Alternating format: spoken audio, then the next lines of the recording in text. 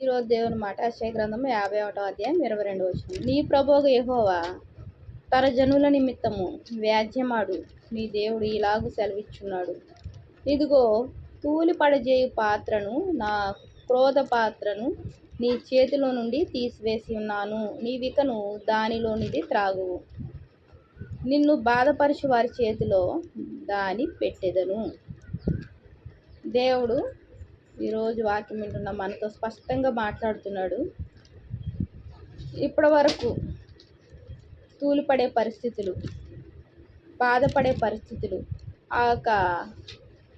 మన యొక్క అవిధేయతలను బట్టి, మనం దేవునికి దూరంగా ఉన్న పరిస్థితులను బట్టి, మనం పడిన బాధలను దేవుడు జ్ఞాపకం చేసుకున్నాడు. ఆయన సమీపంగా అయిన కారణాన్ని బట్టి క్రోధ పాత్రను దేవుడు తీసివేసి ఉన్నాడు. ఇక మనం దానిలోది త్రాగే పరిస్థితి లేదు అని చెప్తున్నాడు. మరి ఇది ఇప్పుడు బాధపరిచే వారి చేతిలో పెడతానంటున్నాడు.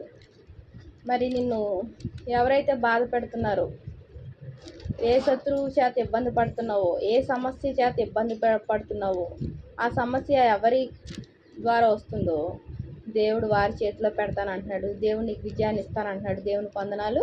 ఆమేన్.